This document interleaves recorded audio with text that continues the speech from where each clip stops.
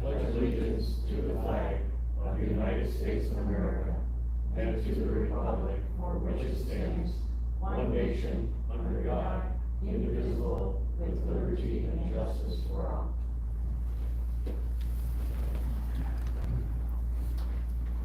Thank you, everyone, for attending this evening on this blistering summer evening. And word has it, it's going to get even warmer next week, so make sure your air conditioning is working, I guess, and you have plenty of ice. First item is the approval of the agenda with any amendments. Do we have any amendments? There are no amendments, Mayor, but there are two handouts. Mr. Simmons has brought a copy of his presentation that you'll see later in the meeting. And then there's some background information on Hamilton County sign policy for item 8. Very good, thank you. Is there a motion to approve the agenda? So moved. We have a motion. Is there a second, please? Second. There's a motion and a second. All those in favor, please say aye. Aye. And those opposed, and that passes. The next item up is the consent agenda. Items on the consent agenda are considered routine in nature. You have been evaluated by staff and recommended by staff for approval by the council and be enacted on by a single roll call vote. There will be no separate discussion on these items unless a council member or citizen so requests. At this time, anyone present who wishes to offer a dissenting comment to any of the items on the consent agenda is invited to identify themselves and the item of concern so that it can be removed from the consent agenda and considered after discussion in normal sequence. With that, is there a motion to approve the consent agenda? So moved. Very good. We have a motion by Mrs. Larson. Is there a second, please? Second. And a second by Mr. Holt. Roll call, please. Councilmember Larson? Aye. Councilmember Holt? Aye. Councilmember Pugh? Aye. Mayor Salazar? Aye. Thank you. Thank you. Everything on the consent agenda has passed. So if you were waiting for that, it passed. Next item up will be item number 5, which is comments and suggestions on from citizens present on any items that are not on the agenda. Hearing, seeing no action, we will move on to item number 6. Sergeant Sonic from Florida Police Department will give the Mound activity report for June 2022. Good evening. Good evening, thanks for having me. I'm here with the June police report. We had 411 incidents that were created. Of those, 5 crashes, 12 alarms, 9 animal complaints, 2 assaults, 53 medicals, 1 burglary, 2 car thefts, 2 damage to properties, 9 domestics, 2 DWIs, 6 mental health issues, 6 thefts, and 18 parking complaints, and 80 traffic stops, 2 warrant arrests, and 23 welfare checks. So activity is up a little bit for the month of June compared to May, and compared to June of 2021, we're about 100 calls difference, so increase. Not sure exactly what it is, but just most recent for our homicide investigation that you're probably all aware of, that just wrapped up this week. It sounds like things are moving forward with the attorney, so the investigators can free up some time to get to some of these other cases. Spirit of the Lakes obviously is coming up. Softball game on Wednesday, July 20th. It's at 6:30 at West Tonka Regional Park. Ormond PD versus Mound Fire. So Mound Fire is pretty good at softball, so we'll try. Currently we have 3. We're full staff, but we have 3 in training. So we have 3 in training. That means they double up in cars. So we're still kind of short 3 road officers or patrol officers. But they'll be, one's gonna be finished here at the end of the month, and then the other 2 will probably another couple of months before they'll be ready to be on their own. Our social worker has been implemented. It's been taking some time, and soon enough we'll see some success stories, but it'll just take a little bit of time there. And then just kind of a recent trend, we've had a lot of fake IDs at Harbor Wine and Spirit, and employees there have done a tremendous job picking those out and reporting those to us. just the only other thing is, we haven't had a true uptick in crime like we did last summer, in the past. But I've noticed in like Minneapolis and a lot of suburbs that many Hyundais and Kias are being stolen, so they're pretty easy to steal, it sounds like. So just for those that have Kias and Hyundais to be wary of that and, you know, secure them in a garage or something of that nature, so. Any questions? Does council have any questions? Good. Congratulations on your new officers. Yeah, that's good. I have a quick question. How long's the training period for the officers? It ranges, depending on their prior experience and just how fast they pick up on things. Okay, cool. And it sounds like the auto thefts are in Hyundais, and what else? Kias. So Yep. this high price of gas is even affecting those thieves. Yes. Right. Yeah. Well, all right, thank you so much. Keep up the great work, and we'll see you next month. All right, thanks. All right, thank you. Thank you. Next item is item number 7. Harbor District Improvement Plan Study and Presentation by Planning Consultant Jody Rader. Discussion and action to approve a resolution receiving the planning study report. Irina?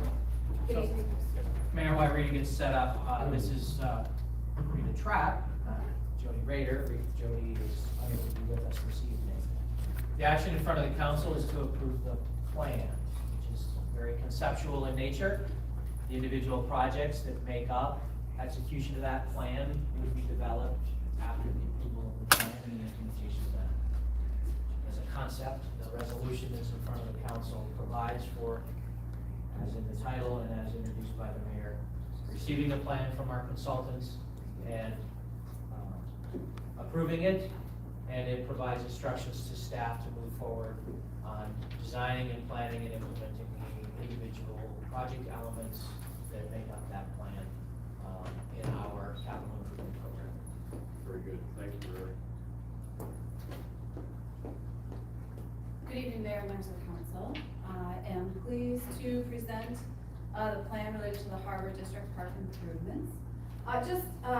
The presentation that we'll walk through will kind of focus on how the process went, kind of what we did, as well as the findings and what are the recommendations of the plan. So just as a reminder for all of us, the project purpose, there was a number of different purposes for this planning process. One was to guide future park improvements, also to establish a vision for the park. This area has been a subject of a lot of community interest in the 2040 comprehensive plan. In the last few months, as every time we have a development project in this area, it is something that people bring up and have a lot of conversation about.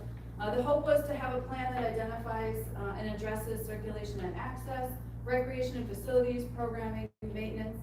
We do have an estimate of future costs to help with programming and kind of working that into the capital improvement plan for the city.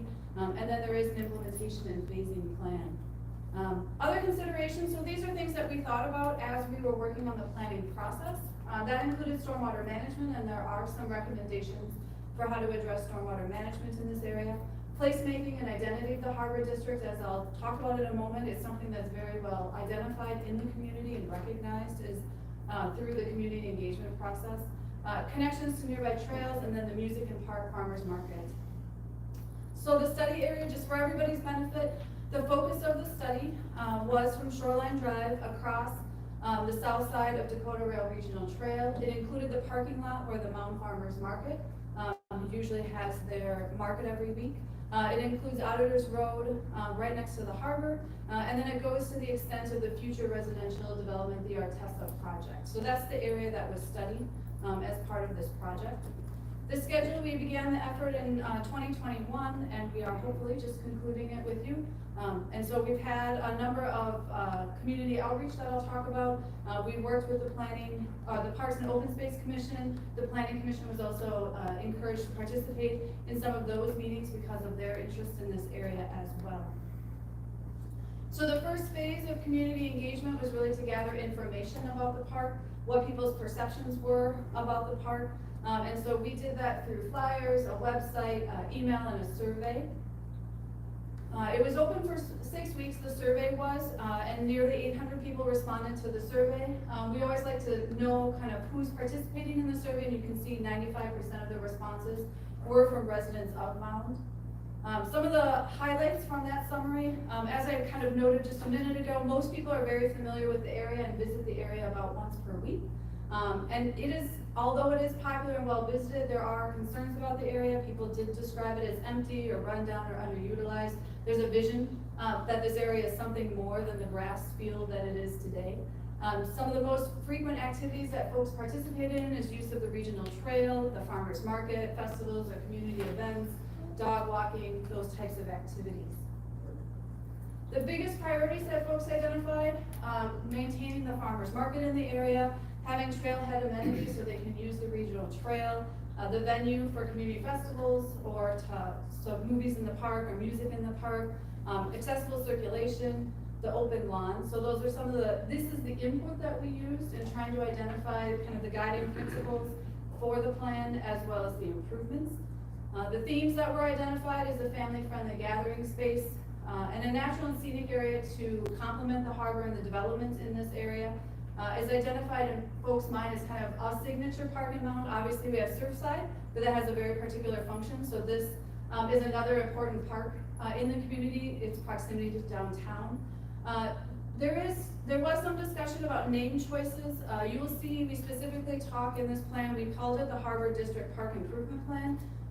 We understand that there's potentially a separate process that will specifically work on the naming part of it, but we did ask that initially just to kind of see what people connected to, and you can see Harbor Park was by far what people had connected to. So that would be information that might be used in the future as further consideration of what this area might be called. So that's why this is called the Harbor District Park Improvement at this point. We also had stakeholder listening sessions, as you can see, with the Mound Farmers Market, West Tonka Schools, Artesa, which is the developer of that adjacent project, the Historical Society, and West Tonka Community and Commerce. So all of this information we use as kind of the next stage of concept development and identifying kind of the guiding principles. There were 3 concepts identified. I'm not going to walk through each one, but I do kind of want to orient you to them. So one of the concepts was kind of the lawn and flex space, so really the idea of a multi-use space where people can actually gather, stroll, use the harbor. In the bottom right-hand corner, it may be helpful to look at, we kind of had 3 metrics we used to kind of explain to people the differences between the 3 concepts. It talks about how much open green space is there, how much does it serve that community event space that we heard that people were interested in, and how much activities and recreation areas. So the circles that are filled in kind of shows you how much that particular concept addresses those kind of ideas that folks had in the input. Concept 2 really more focuses on creating a performance menu, so really a more focused effort. And as you can see, there's still a lot of green space. It does well for community event space. It has some activity, but not quite as much. And the third one is really focused on recreation activities. So there's less open space. The community event space is there, but maybe not as prominent or as developed as in the other concept, but there's a lot more activities in this one. So these 3 concepts were presented to the community. The community engagement that we went through included, again, flyers, a project website, email, there was on-site yard signs. We have a website called Social Pinpoint where we're actually able to put the concepts and people can make comments directly on the concepts in particular areas. So geographically, they can go onto a concept and say, I like the open lawn, I'm not so sure about this connection that you're making. We also had staff at the farmers market in September, 2 different weekends to get feedback from folks that were attending the farmers market. As you can see, the Social Pinpoint, there was over 1,200 unique visitors, 184 comments left. We also had a survey, so 356 survey respondents. The average time people spent on the website was about 3 minutes, which means people were really diving into the website, taking a look at people's comments. You are able to up and down vote other people's comments, so you don't necessarily have to repeat what other people are saying, but you can indicate if you agree or disagree. The Social Pinpoint website, as you can see, was open August to December, so a fairly lengthy time to allow folks to really provide feedback on the concepts. The pop-up booth, there was about 50 people that were spoken with every week. There was handed out cards with a QR code, so while people could provide comments at the day of the event, they also could go back and use the QR code to access the social pinpoint, look at the concept some more, and provide additional feedback if they would like. So in general, so kind of general feedback that applies to all of the concepts. There continues to be, as you are well aware, concerns about the regional trail crossing and Shoreline Drive. So that's just a general comment. I think we're all well aware of that issue, and you are working on that with Hennepin County and Three Rivers Park District.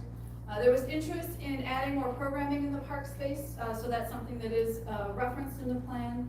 Lawn games, some comments suggested incorporating more lawn games, so the idea that people can come and do activities in the open lawn space.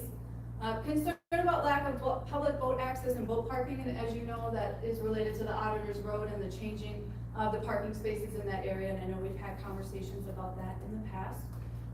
There was some mixed reaction to hosting performance in this space, the building structure and a bandshell design. Overall, folks would like to see open, flexible green space as much as possible. And again, mixed reaction about the upcoming removal of the Auditors Road. So these are general feedback that apply to all of the concepts. With that, the preferred concept was developed, and there were some guiding principles that were used in developing the final concept. So we evaluated all the popular ideas and suggestions from all of the concepts, and then we worked with city staff, Mayor Salazar, Councilmember Pugh, to kind of synthesize those ideas and kind of put forth the preferred concept that responded to community ideas, as well as responded to the direction that was set forth in terms of funding and the ability to do some of the improvements, and also considering long-term maintenance costs. The guiding principles that factored into the development of the preferred concept, the emphasis on open space green design, so the idea of the open lawn still an important priority. Multiple functional, flexible spaces, so things that can be used throughout the year, not things that are very specific to a season. The consideration is our reference for capital ongoing expenditures. These things cost a lot more as when we get into cost than people realize, and so it's important to take in mind not only the initial costs for the improvements, but also the ongoing maintenance, as well as any upkeep that you need to have. It takes staff to maintain some of these features. It also, over the long term, you do have to replace and maintain them, so there are costs to consider in that as well. Looking at opportunities to support any programming that might happen in that space, and really making it flexible, so it can be used by a variety of organizations. And then balancing the features balancing features with amenities found in other parks. So while this is going to be an important park for the community, it's not the only park in the community, and you do have parks with other features. And given just kind of how close-knit and close this community is, there are other parks within reasonable distance, so not trying to have duplication of features here that maybe are available at other parks. So the development plan really focused on community lawn and gathering. One thing I want to note is that I will talk through initial phase elements and then future phase elements. So this section will have kind of what are initially focused on as the improvements, and then I'll talk about future phase elements as well. So one, really having the community event lawn space, so informal program events can happen kind of in the center from Shoreline Drive up through kind of the edge of the park area. There is going to be some grading, some soil amendments, seeding, those kinds of things to restore, so it's not just leaving what there is today, but being proactive and creating a great lawn space that people can use. And then potentially the transplant of the existing tree and sculpture to the art walk, so kind of really making sure we have a contiguous open space and that we're not breaking it up by other features.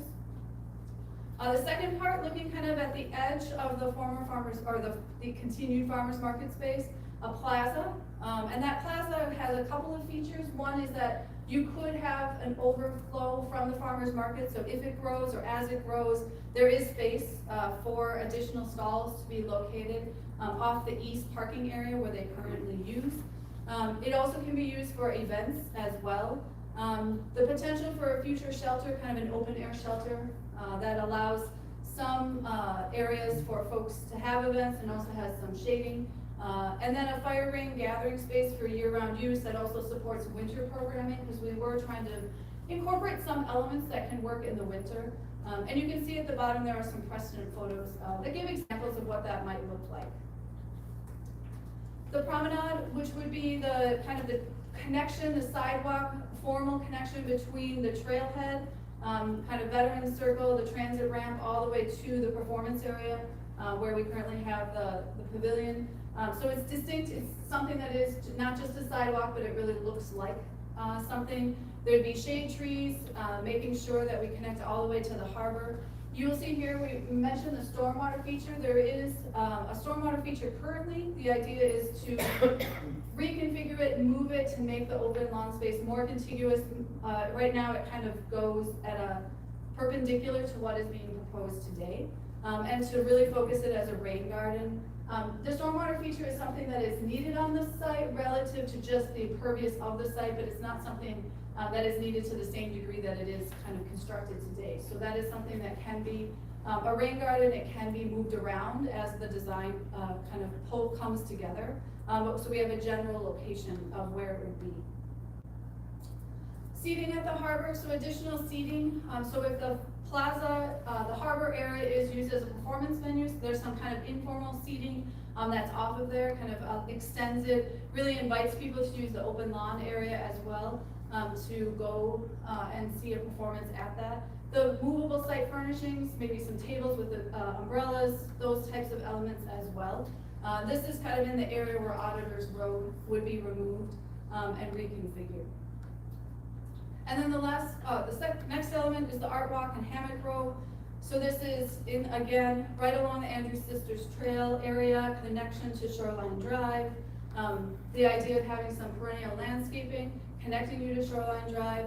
You can have art exhibits there, art walks, so actual sculptures. You already have the sculpture in the park that's left. That could be moved in this location. And then a hammock garden could be introduced, so the ability for folks to use hammocks informally. You just need some posts. That would also allow folks, that's kind of a new feature that folks are looking for to kind of encourage being in the location. I also want to note there is some lighting proposed. They're shown as blue lighting throughout, and that's just to help extend the day and create that ambiance that you're looking for in this kind of gathering space. And then the performance area, so the harbor area would be upgraded so that it could accommodate performance. So electrical would be helpful, additional seating, just kind of overall refresh and refurbish. It's amazing to me how many years that's been there, so it's time, and so it's good to be thoughtful about it in a way that's going to enhance the future improvements as part of the Harbor District Park, area.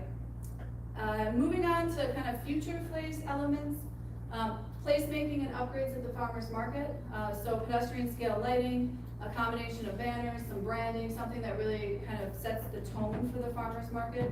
Some receptacles added to support the vendors, string lights to kind of provide that defining of space. There's other elements to kind of add more placemaking, so decorative artful crosswalk markings, maybe some temporary ice skating rink in the market space, so that would be a way of actually using that space more year round. In terms of the phasing strategy, this diagram just tries to kind of focus in. So the initial phase is really on that central portion.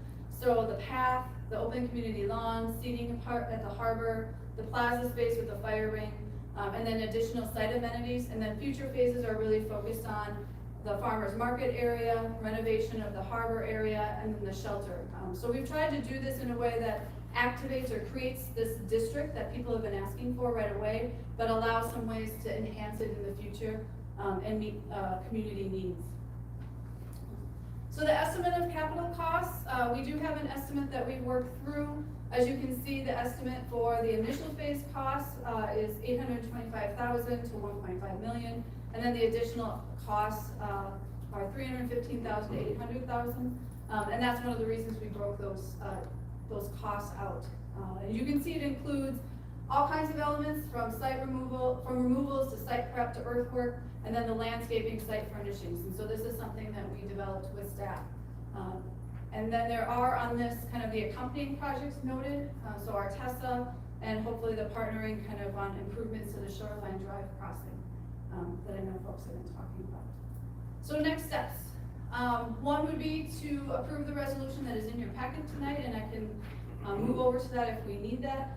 Some other next steps, kind of initial things, is formalizing an agreement with the bank for shared use agreement for access to the market. With the development of Artesa, the vacation of Old Shoreline, there are some kind of movement and access things that need to be addressed. Looking at doing an RFP and RFQ for the design engineering to develop the schematic design for the initial project.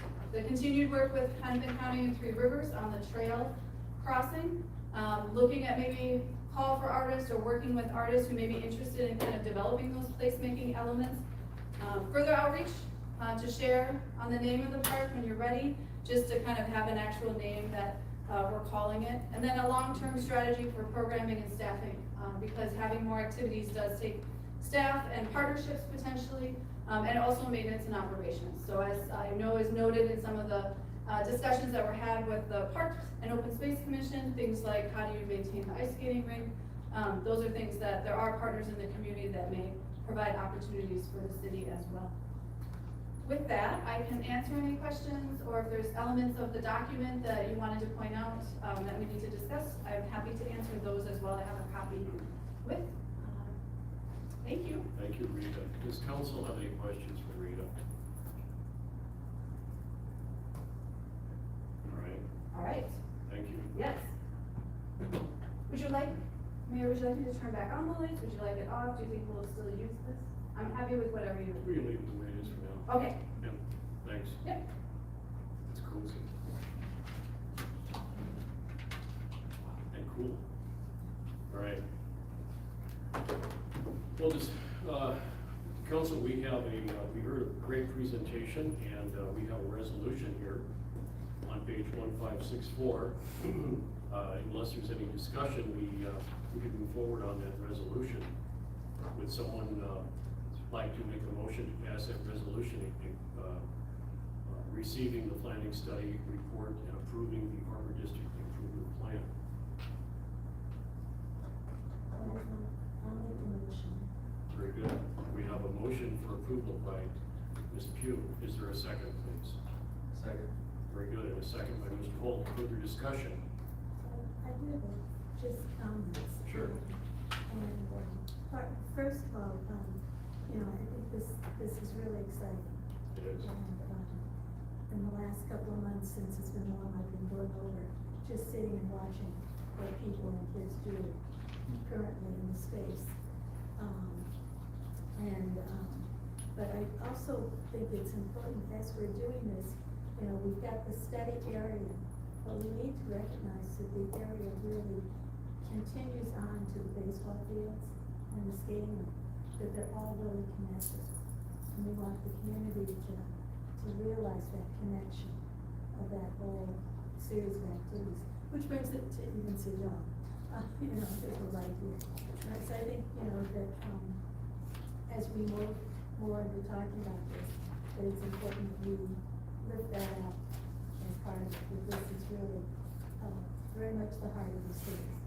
And while we're looking at just one space, the space is really connected to, other activities that are very important to us and our families.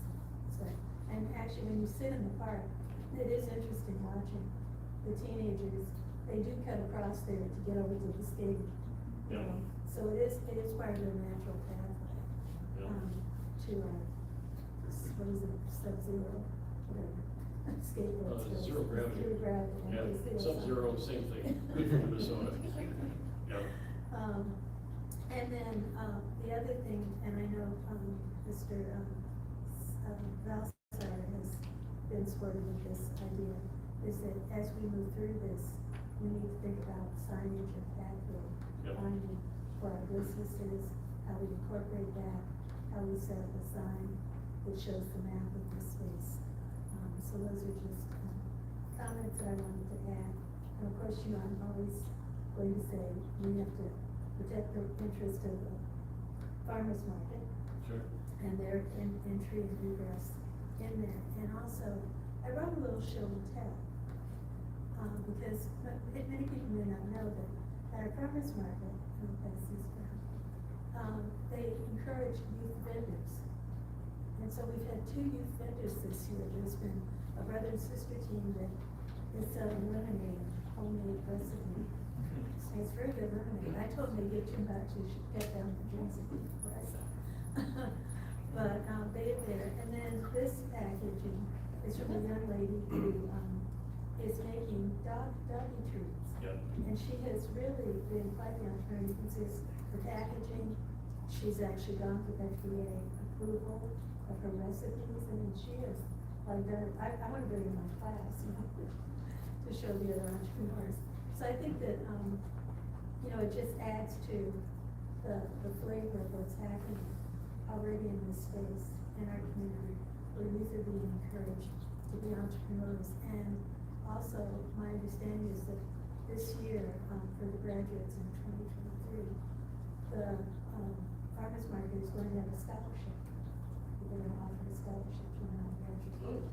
So, Even better. yeah, so, you know, I mean, I think that the warm fuzzies that I always feel about this whole thing is that we've got a synergy, we've got something that's not just, we're gonna create a manicured lawn and stuff, but it's really a place where things are happening in our community that really speaks to us being a livable, family-friendly community. So, and keeping those spirits really high as we move forward is important. Well, thank you, that was points well taken, well said, and, you know,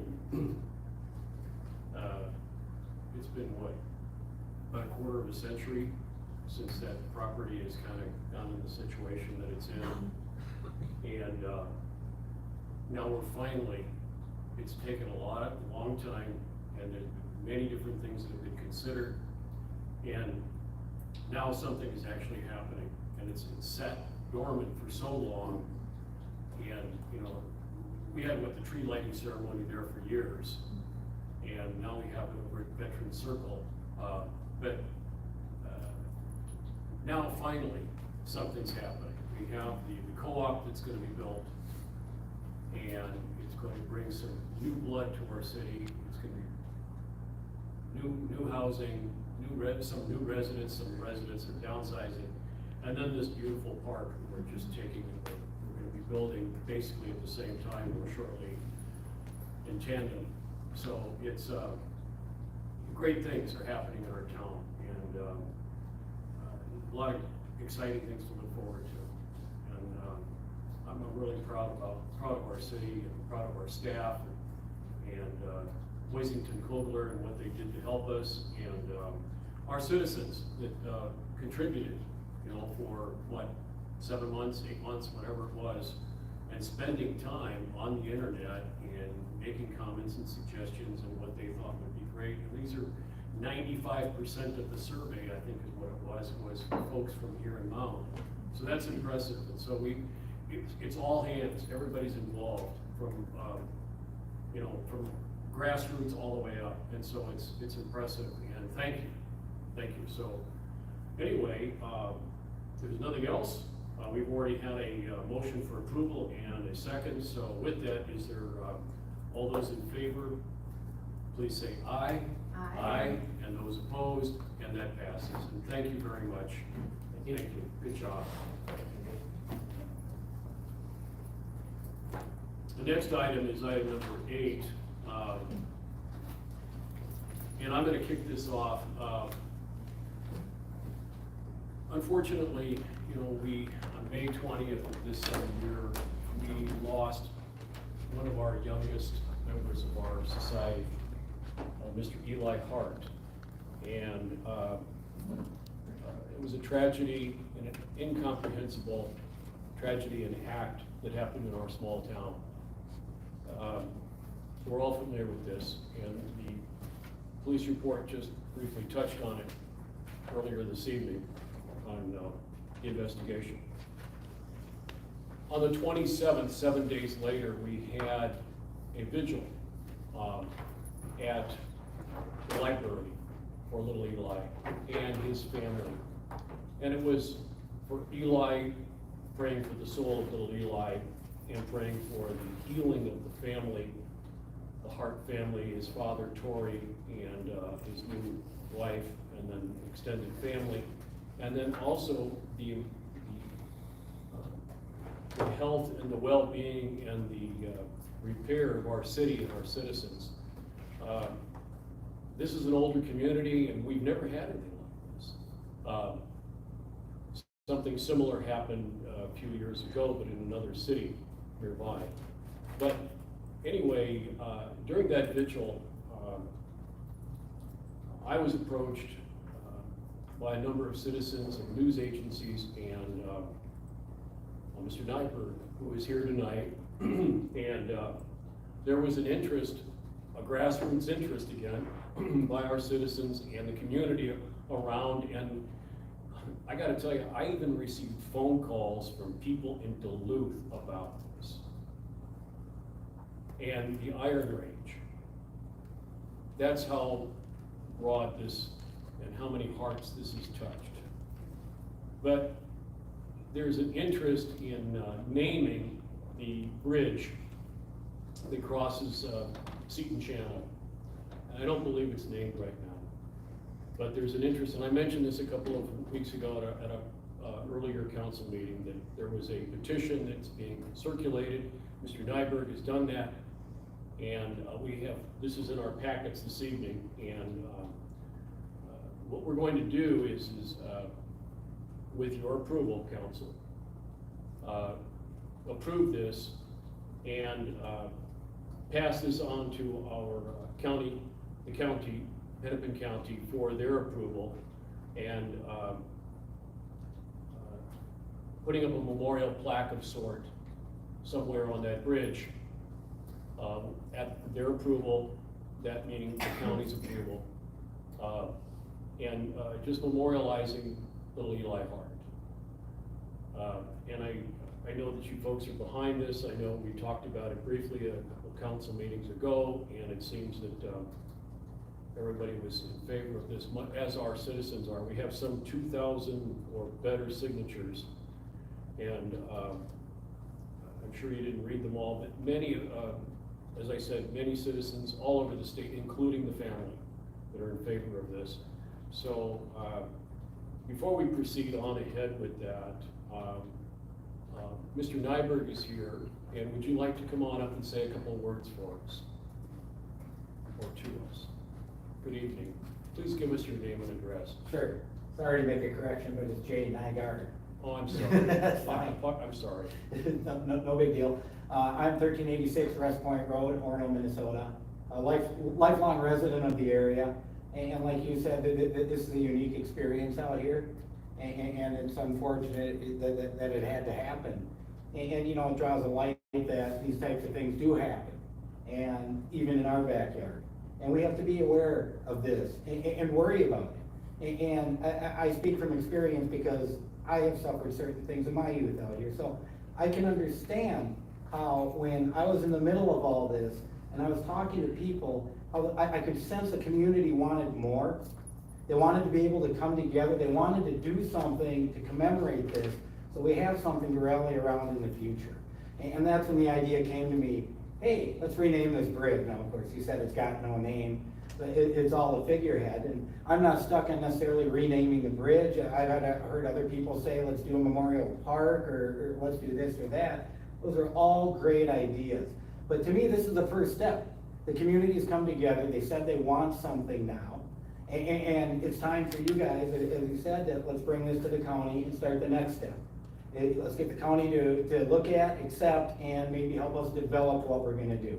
If we name that bridge after Eli, I'd be proud in memoriam. That there is no other way to put that. So I'm just, don't wanna sing my whatever praises, but I am proud of myself that I've been able to accomplish this for the community. Now, you said that, you talked about the number of signatures. Well, I wanna talk a couple other statistics first. There are 90 people online, many of them not from this community, and you said around the state. This is around the country, and I've seen Australia on the petition, that we've had over $1,000 donated online just to spread the word and try to get more signatures. So that tells you how important it is to people in this day and age when money's so scarce that they're trying to help spread the word. And I've seen it from $2 or $3 up to what people could afford. So it's great to see that. The one last thing I do want to bring is the petition numbers, and I'm gonna close the petition out tonight. I'm gonna cut out this part and put the URL in. And the petition numbers as of tonight, when I printed this out, were 2,305. So I'd like to bring you the extra 135, Thank you. as well as the statistics. Thank can you have so them. much. Thank you very much. Yes, and one last thing, really nice to sit in front of a council who's willing to listen to the constituents. Thank you very much. Well, council, we have on our, in our packets, on page 1645, a resolution requesting memorial naming dedication of a county, state, and highway 15 Shoreline Drive Bridge over Seton Channel.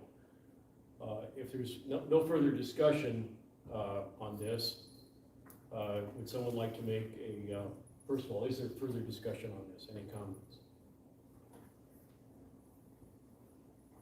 Okay, well, very good. Hearing none, then we have a resolution. Would someone like to make a motion to pass that resolution, page 1645 of our packets?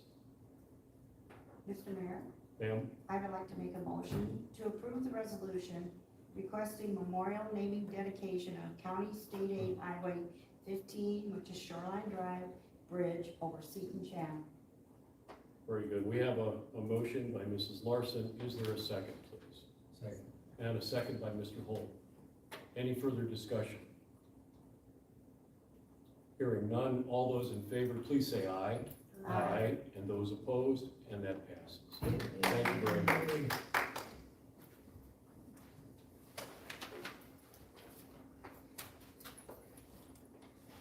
Next item is item number 9, presentation by our city engineer. Discussion and action to approve the resolution accepting a bid for Surfside Park Depot area of improvements.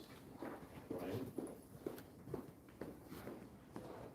As Brian gets set up, just the staff's apologies, failing to recognize how long it's been since we last reviewed this project. We omitted what Brian has in his presentation from the content of the packet. So I apologize for any mystery that the council may have had. What are we going to spend or not spend $20,000 on? This is the west half of the Surfside Park Improvement Master Plan work minus the playground. I will tell you, the playground financially is gonna be about a repeat performance.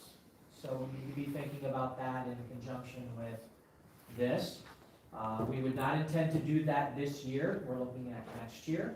And we're looking at the recent successes at Harbor Line as a possible mechanism to help us with that. And as we finalize those financial strategies with our 2023 budget through the rest of the summer and into the fall, we will share what that looks like with you so that we can wrap up our work at Surfside that we started in 2018 with a master plan, and then begin proceeding on our work in the Harbor District area with what we've just codified in somewhat of a master improvement plan for that space. So marching along slowly, not cheap, but important. So, oh, Brian, you're ready. Perfect timing. Thank you, Eric. Good evening, Mayor, members of the council. Brian Simmons, city engineer.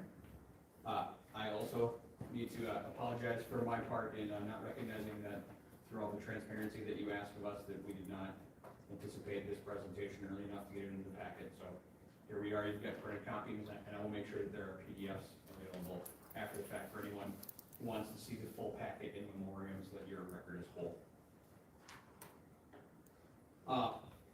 Just a quick couple of blurbs, background that Eric really just covered most of it about why we're here talking about Surfside. And we previously did some other work at the other end of the park. I don't have to tell you all, but as a matter of the record, Surfside is one of the jewels among our community. You know, it's got that wonderful boat launch.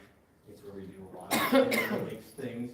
And so we previously reconstructed the parking lot 2 years ago. There's a park master plan out there that has proposed a number of things to make this nice park even better.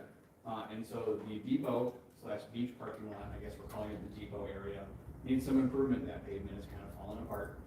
And then this is an opportunity for us to key some things in that will accommodate, future construction of pieces that are part of the park master plan, as well as bringing in some ADA compliance for the depot structure itself, which has been a little bit of a buzzword with us lately as we're talking a lot of sidewalks and concrete. ADA always comes up in accessibility for those members of our community that we need to make sure that they have equitable access to these things. We did during bidding for this add one piece that I want to call out before I show you the prices, and that is in coordination with staff.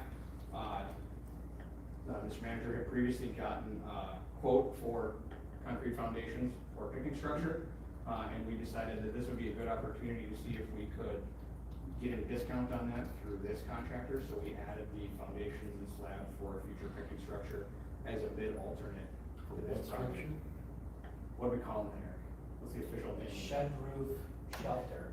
Oh, Shed roof picnic shelter. Bring up the next slide, it'll make. yeah, okay, all right, I remember, yeah. So our master plan nestles a little multi-purpose sunshade shelter here in the Sure. corner Okay, that can be used as a performance focal point, it can be used as a picnic shelter, it can be used as a meeting venue, whatever.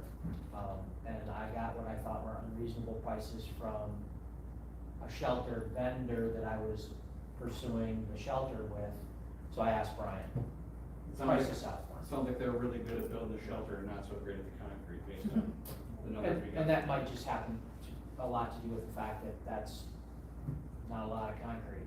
yeah, There's a lot of concrete in the rest of this job, so here's an example where value pricing sure, makes sense. sure, I pulled this map out of the letter that was presented in May, prepared in April, okay, when we first were authorized to put this out for bids. Just to kind of remind you of what we had looked at. And the next slide, I've thrown some highlighting on here, but this is the actual plan sheets, just so you can see how some of these things evolved. We did end up putting a fair amount of time into cleaning up the electrical things out there. A bunch of unused old posts that had some inoperable circuits or circuits that were in incorrect places. So we've got all of those things nicely cleaned up now as part of the plan. And you can see how all the sidewalk is coming together, the rubber timber edging for the volleyball court, all of those things. okay. Onto the real things that you are interested in. The cost update. In April, we estimated a construction cost of $147,000, which I didn't include the math in there for you, but that includes our typical adder of 25% of administration, financing, and engineering costs. So we were discussing a total project cost of $183,000. It should be a comma and a period. What have we learned since then? The last time you saw me in here and we chatted a little bit about costs was also to discuss the sidewalk project. And I don't think I have to remind you that those prices were up for where we had estimated. So through this process, we did another engineer's estimate prior to opening bids. I'll splash this up first. For the sidewalk projects, the discussion that we had here was that we didn't get quite as many bidders as maybe we would have hoped. And we weren't able to draw a ton of conclusions other than you all sort of had to rely on me a little bit for our library of other costs. And I will point out that at least in this case, we have the advantage of seeing a fairly wide range of bidders. And if this is confusing, you can see the numbers are labeled as base bid. That is the project without the picnic shelter foundation. And then the add alternate is the picnic shelter foundation. So you can see the total amount bid. And don't forget that these are construction costs, not total project costs. And we still add that 25% onto that. So, Open up the skies. you guys are coming down there?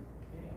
So our revised engineer's estimate for construction costs after receiving those bids for the sidewalk project was about $195,000. The apparent low bid at this time without the add alternate is Valley Paving at $192,000 and some change. And we add those two together because this number currently is better than the number previously discussed for the picnic shelter foundation. So we do see that we are getting a discount on that if we include it in this project. We're looking at $201,096 for construction costs for this project. So prices have gone up incrementally. Again, sort of playing off of some of the things that we have learned about the industry and labor shortage. Less so, concrete, there are no shortages in concrete, nor a shortage of labor. But the one thing that we do get here is a fairly wide range of bids, which means that we also see, timing wise, we're not in a bad place where we have that many bidders. That indicates to us that, any discussions about having been earlier in the season to get us a better price are less impactful, if that makes sense. So, I've put in here an approximate total project cost of $251,000. This is more than we had previously discussed and budgeted for. If you are to award this tonight, which is the following resolution in your packet after the letter, we do have the total construction costs in there. We are recommending award to Valley Paving as they are a responsive and responsible contractor. And that is pretty much all I have for slides. And this would be completing when? I don't know offhand the completion date, but it is this year. We will roll in after dog days. Okay. Okay. Yeah, we have a lot of exceptions. And paddle quickly afterwards, to get done by the end of the construction season. Yeah. Thanksgiving-ish. Okay. Likely some holdover restoration work for the spring. Yeah, restoration definitely completed in spring, especially. It's the best time of the year to get grass to grow. So, in looking at this, the low bid was 3% above your estimate. Okay. The estimate has been revised since the last time you saw it, so Yeah. I just wanna play that fairly. Revised based on bid library from metropolitan bid activities of similar work. Yeah. And it's a rational conversation, but it's remarkably different than what you saw last time. And that statement is inclusive of the little bit of added work. I know that I may have confused you a little bit with the base and the alternate and things, but I want to be transparent about the things that add up to the dollar number we're getting to now. So for purposes of discussion, we've acknowledged we got a good price on that concrete for the picnic shelter, so we just included it in all the discussions. Sure. If you all were to direct me to take it back out, those calculations would change. Yeah, okay. Well, correct me if I'm wrong, this is, concrete, is concrete stable right now, or is it whimsical? Concrete stable, paper is not. I'm well aware of labor. I know you are. Yeah, so that's where I was going. Labor is, yeah. Okay, so concrete is static and labor is, okay. All right, okay, that answers my questions, my concerns. Does council have questions for Brian? How big is the shelter pad? It's 20 by 20. Yep. Just for example, my buddy just did a shed base, 12 by 20. It was 8 grand. This includes footings for the post I'm saying it's a structure? good, Yeah. it's a good deal. Yeah, well, when we order this much, right, we get a bulk discount, it's like Yeah. going to Costco, I got the. This is another truck instead of the first truck. Yeah. Yeah. So, and that's why I asked Brian to take a look at parametrically, can we do this? Yeah, no, that's good, yeah. We're thinking it. That was a good pivot and not on my part necessarily, Eric. Yeah, no, it's a formula deal with, chips in a drink. Or cookies. I mean, interestingly enough, the footings are by far, the footings are 2/3 of that price. Is it, and that's rebar and everything? For four little round holes. Well, Yeah. Not What is to, it, 24 inch, 18 inch, I mean, it's all the same. Width of the skid steer. 24-inch diameter, but 48 inches deep. Right, that's, you do that with a skid steer and a bit. Yeah. No, it's labor. Yeah. so on another note, not in favor of this, but, I have lined up in sandstone area. And I did the shed, 12 by 20, exact same as my buddy, 1,200 bucks. A little cheaper out there. Yeah. Are you suggesting we build our picnic structure in sandstone? No, but I'm saying if you go out of the metro area, maybe people will grab, but gas prices. Yeah, not to mention, they'll have to stay overnight and all the rest of it down here, and there goes, yeah, Supportable. yeah. Anyway, good job. Yeah, very good. So,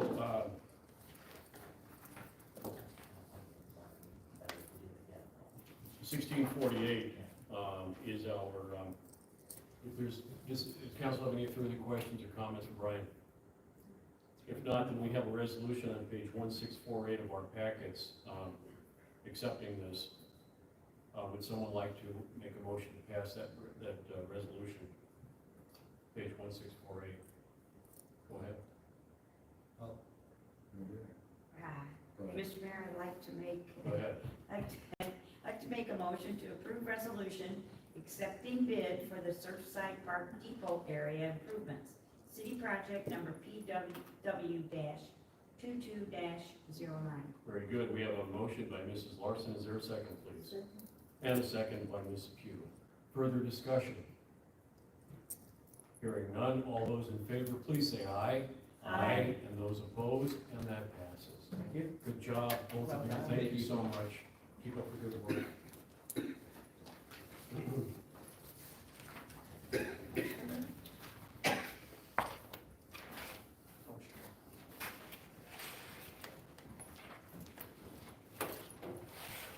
Okay, that brings us to item number 10, information and miscellaneous. Of course, we're all aware of the Tour de Tonka coming up. So, we saw that last meeting, that should be exciting. Mr. Holt's getting his bicycle ready. We're doing 100 miles. I just signed up for 100, yes. Okay. Yeah. I asked my buddy, I said, "You sure you don't want to call them and see if you can forward to the 46 or 42?" He's like, "No, we're doing that." I was like, "All right, fine." Apparently, he has a new bike that needs to break in. Yeah, we got the same bikes. But, anyway, 100 miles. Get your seat ready. Hopefully, it won't be as hot. yeah. Or wind is the problem, especially if it's the wrong way. If it's with you, it's, With me, it's fine. yeah. I got a separate comment. I was at the boat launch, and I don't know if you guys Which one? remember. Surfside? Surfside, yeah. Okay. And we approved, who was it that we approved to be there, checking the boats and giving us education? Yeah. Ben Bryant. Yeah, yeah, yeah. Conservation, LMCD. Waterside, water, something. Yeah. Anyway, they were there, Yeah. and, A commercial vendor, not through LMCD, through Hennepin County, but yes. so they came up and did the whole spiel, and Yeah. good job, and actually, I said, well, I was in here last night. You find a weed that's from, last night, but, no, they did a good job, and, actually taught me a couple things that I wasn't really thinking about, so, it's good. Good. Great. As a matter of fact, because you brought that up, I saw them a couple weeks ago. I went over there and just walked around on Sunday, and they had a little cart table up. And, they had basically some information, but websites to go to, and I prefer like a real genuine piece of paper, a little brochure. And I suggested that, and maybe by the time you went there, they had a larger table with I did see the brochures. brochures, yeah. Okay, yeah, so, Killing those trees. what's that? You're killing those trees. We have a lot of trees in town. Anyway, okay. Well, if there's nothing else, then we will entertain a motion to adjourn. Is there a motion to adjourn? So, We have a motion. Is there a second, please? Second. Motion and a second. All those in favor, please say aye. Aye. Those opposed? We are adjourned. Thank you very much.